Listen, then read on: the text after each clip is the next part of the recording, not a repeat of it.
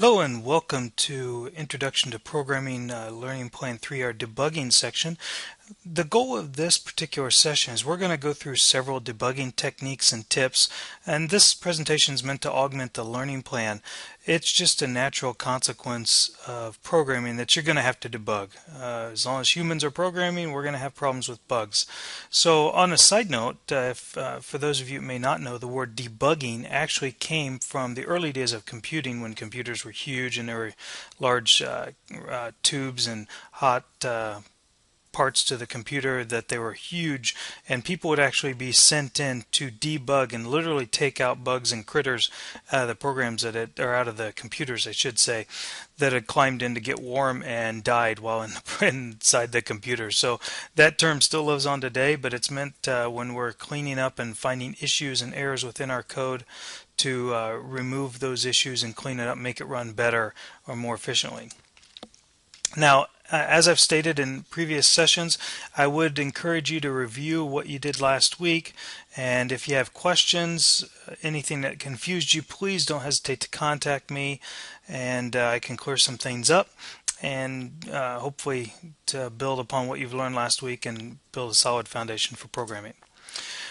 Debugging. Now, the first step in debugging is preventing bugs in the first place. What I mean by that is we want to practice good coding techniques and habits, and that's one of the goals of this particular course, is to teach you good practices and good habits and good techniques so that you will have less to debug and less heartache as you go through your skills and your career as a programmer. But with that all said, bugs are going to be introduced. I worked for many years as a software developer, web developer at a software company, and I don't think we ever released a product that did not have bugs in it. Every single product on the software planet today has bugs in it. It's just a natural part of building software. We've gotten a lot better at it, but it's still a necessary skill. Now, as you work with JavaScript and different environments, the different bugs behave differently in different environments. You may have bugs that show up in different browsers. You may have bugs that show up on different mobile devices if you're a mobile developer, different operating systems, Windows 7 versus Windows 8, and so on and so forth. So you need to be aware of that you have a target that you might be developing for, and you might have bugs that show up in other environments. So sometimes you have to look at these things in different environments. Inspection. Debugging inspection. Since different environments handle things differently, a lot of the browsers, which is the main tool for JavaScript, have built-in inspection tools, and there's also built-in tools like Firebug to help you with things. So let's take a look at some of these and how these work.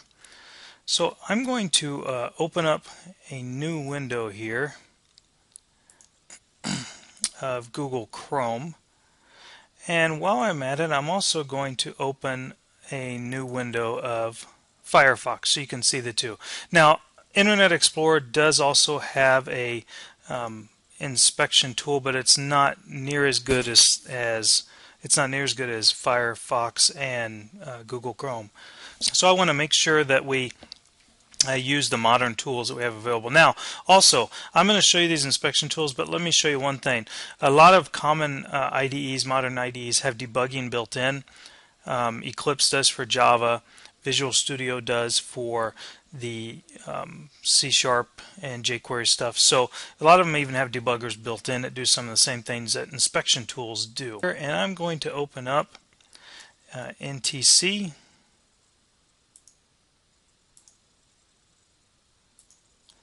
On both of them, so we can take a look at how they look in both environments. So here is NTC in Chrome, and here it is in Firefox. Now, let me show you a couple tools. You can get some add-ons. Both Chrome and Firefox have add-ons. They have built-in inspectors, but they also have add-ons that you can use. Like right up here, this add-on right here is called the Web Developer Toolbar, and if you just Google Web Developer Toolbar, you'll get its very first hit. And you can add this to Firefox. I already have mine added. And what this allows me to do is I can look at all the cookies, my CSS, any forms I have, images. I can edit the HTML. I can display hidden elements, display a ruler if I want, like this. You know, if I want to see how big something is and move it around. I can, let me get rid of that. I can display line guides. If I want to see how things are lined up on my page, I can do that.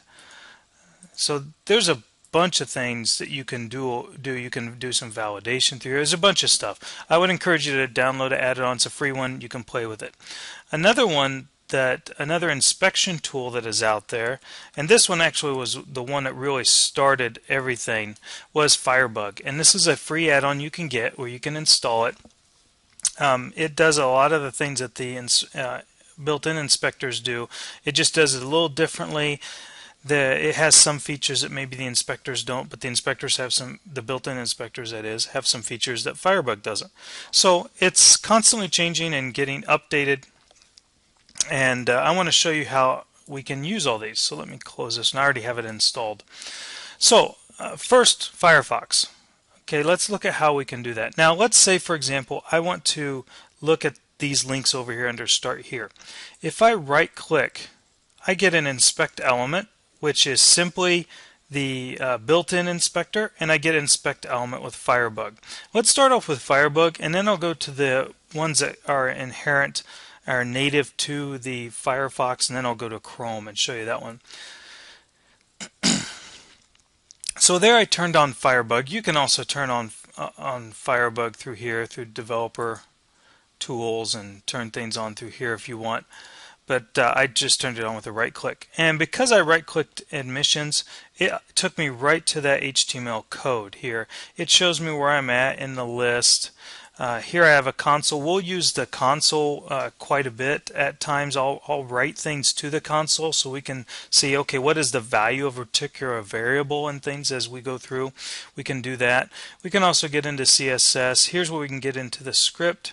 Let me just reload here. This shows us all of our script. If I want to look at a particular JavaScript or something like that, I can actually come in here and I can say, okay, here's a JavaScript file. I can look at this and see what this JavaScript file looks like.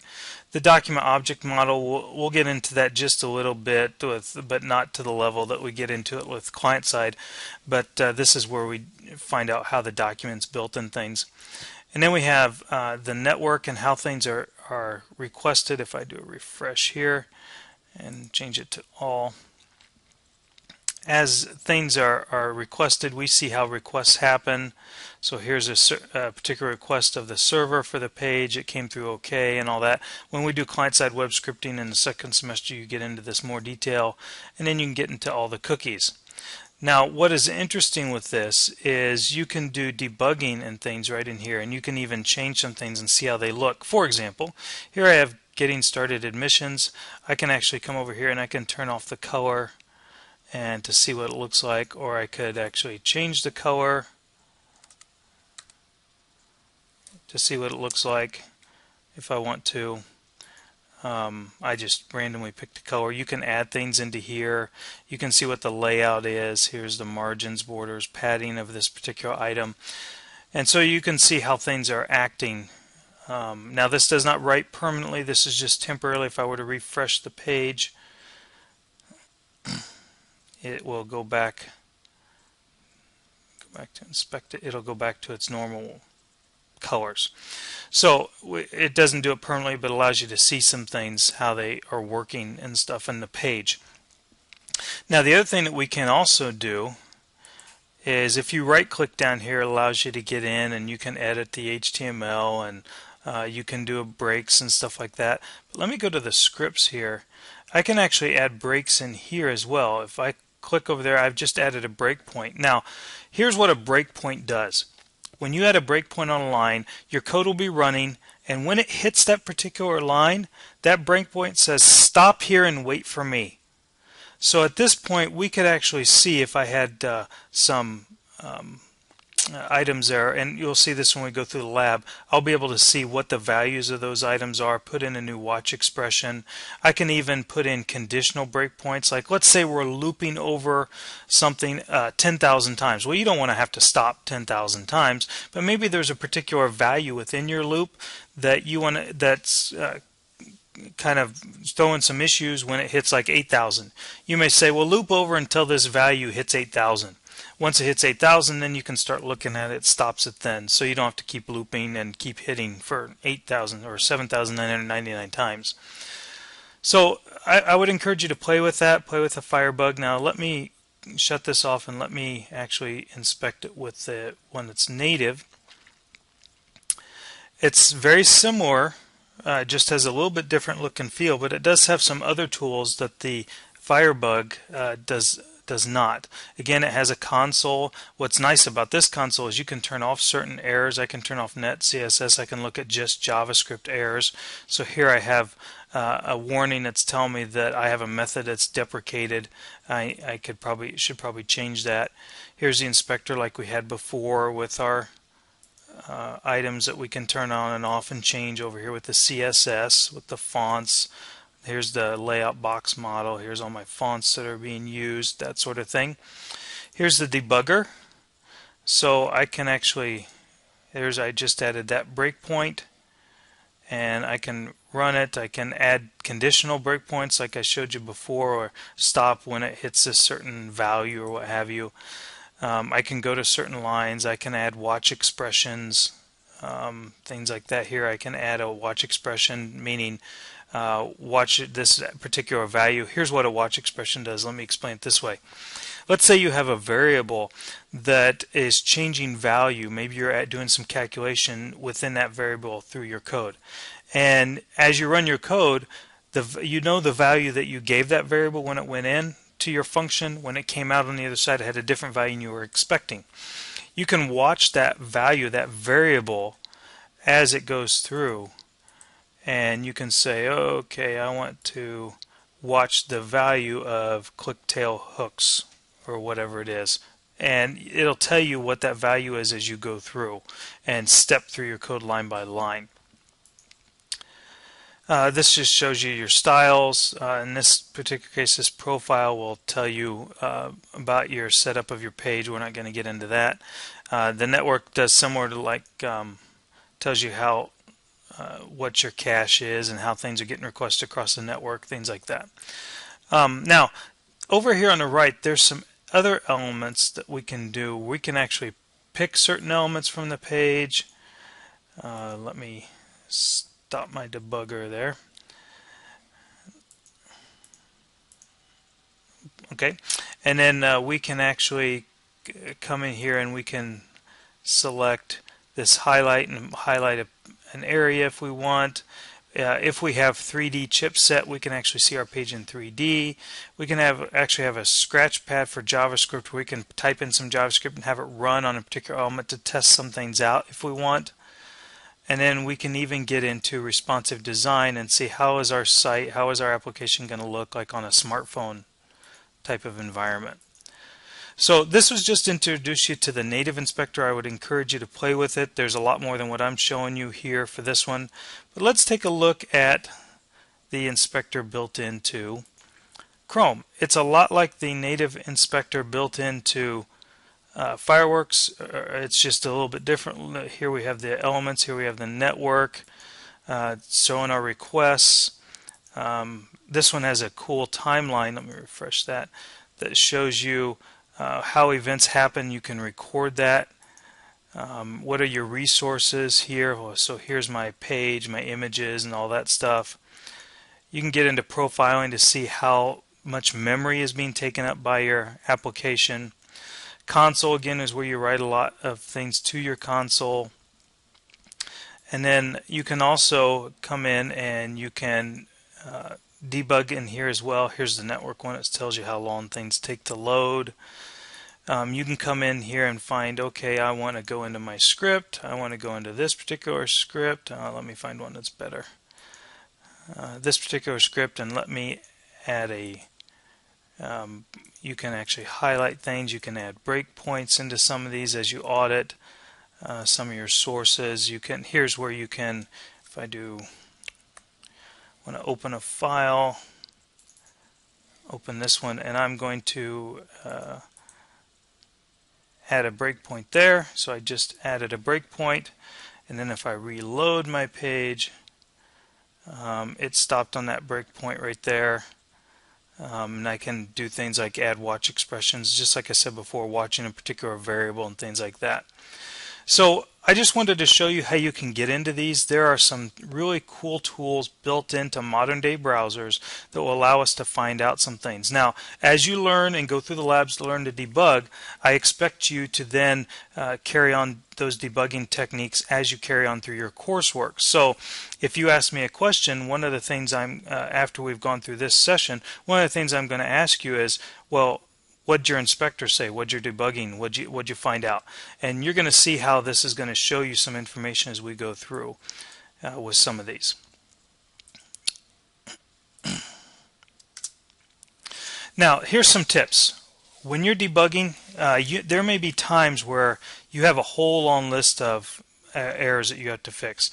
Don't get overwhelmed. Don't freak out. That happens.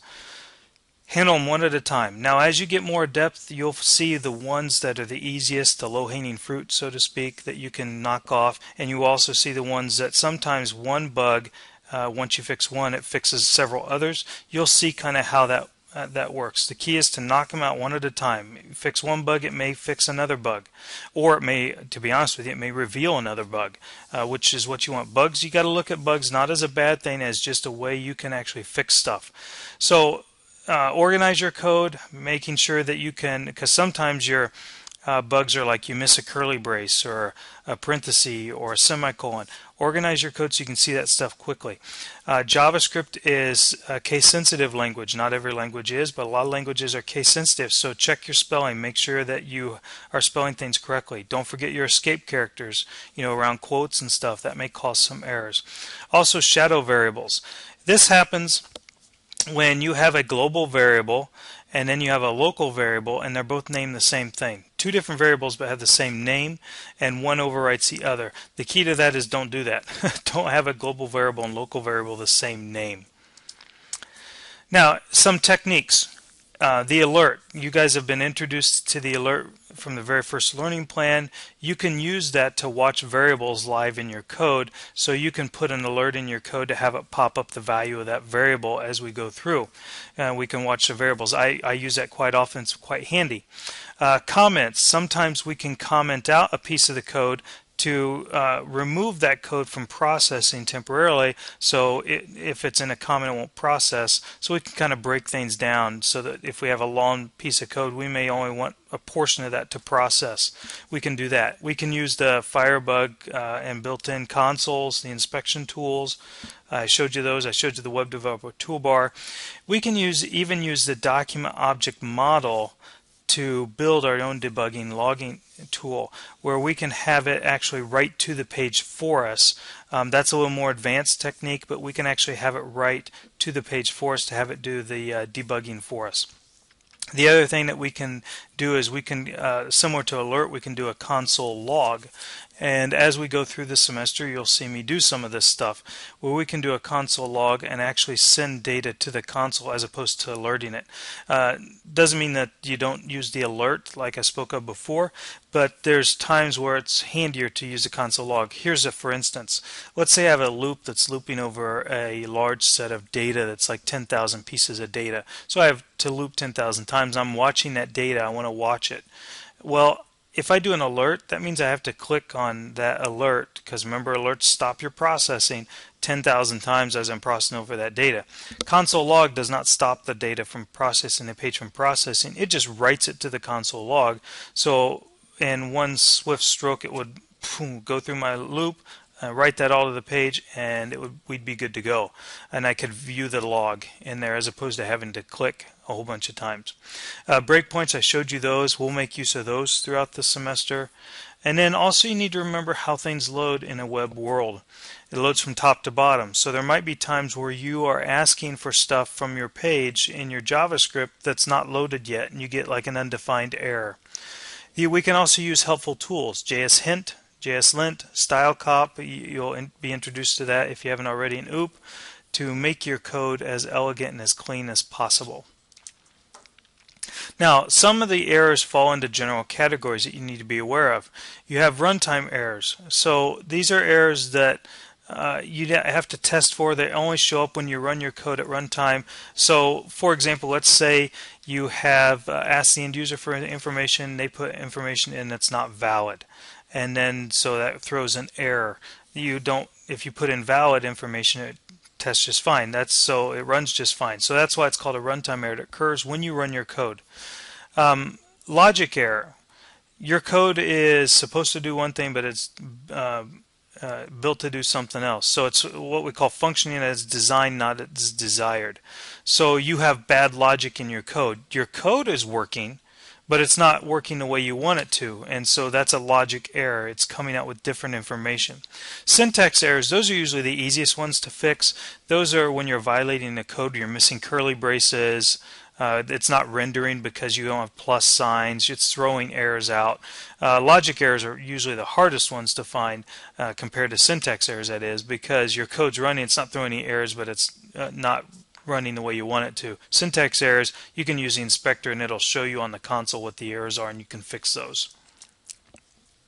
This is out of the Head First JavaScript book. It's a good checklist as far as making sure that you have your parentheses match, curly braces, variables and functions are named differently and consistently, quotes and apostrophes and escape characters are being used, and you are using the double equal sign when you need to versus a single equal sign, and so making sure that things aren't created after you're asking for them and so forth. So that's just a good checklist. Well, thank you. If you have any questions, let me know, and happy coding.